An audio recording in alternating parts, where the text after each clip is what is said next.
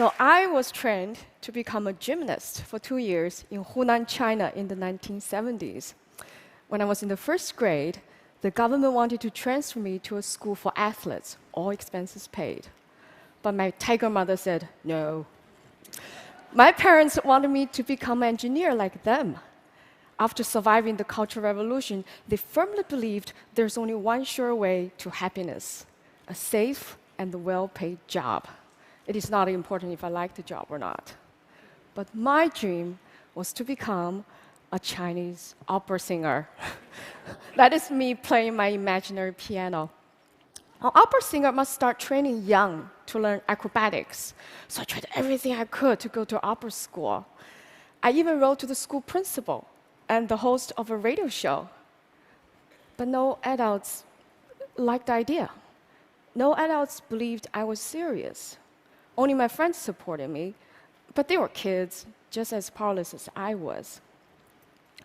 So at age 15, I knew I was too old to be trained. My dream would never come true.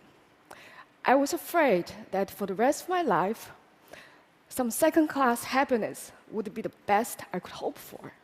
But that's so unfair. So I was determined to find another calling. Nobody around to teach me? Fine, I turned to books. I satisfied my hunger for parental advice from this book by a family of writers and musicians. I found my role model of an independent woman when Confucius tradition requires obedience. And I learned to be efficient from this book. And I was inspired to study abroad after reading these. I came to US in 1995. So which books did I read here first? Books banned in China, of course. The Good Earth is about Chinese peasant life. That's just not convenient for propaganda. Got it. The Bible is interesting, but strange. That's a topic for a different day.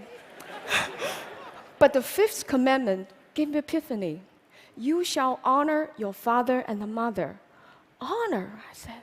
That's so different and better than obey. So it becomes my tool to climb out of this Confucius guilt trap and to restart my relationship with my parents.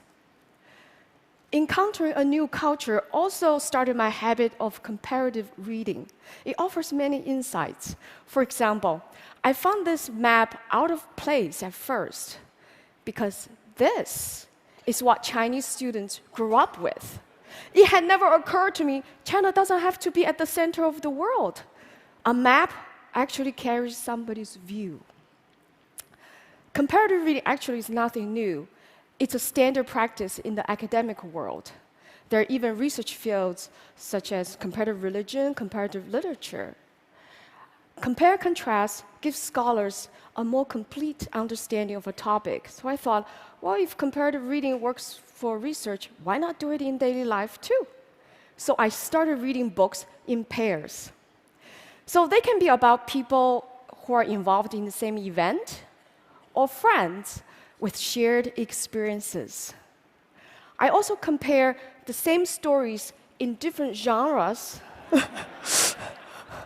or similar stories from different cultures, as Joseph Campbell did in his wonderful book.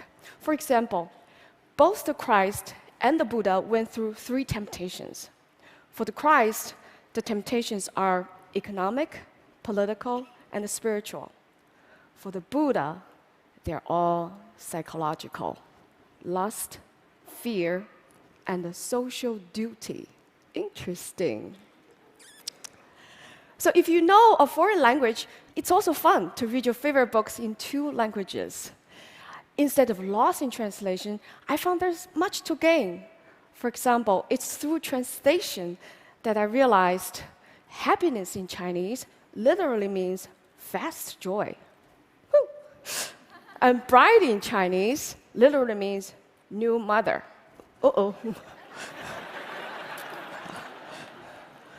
Books have given me a magic portal to connect with people of the past and the present.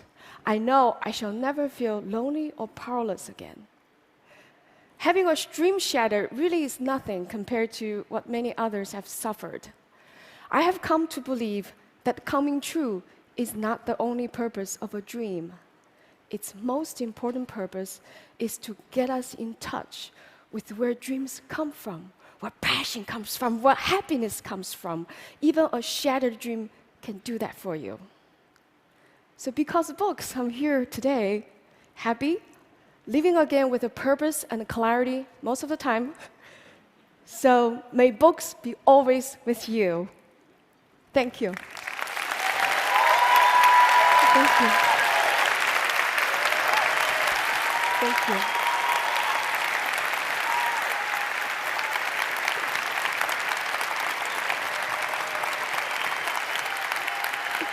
Thank you.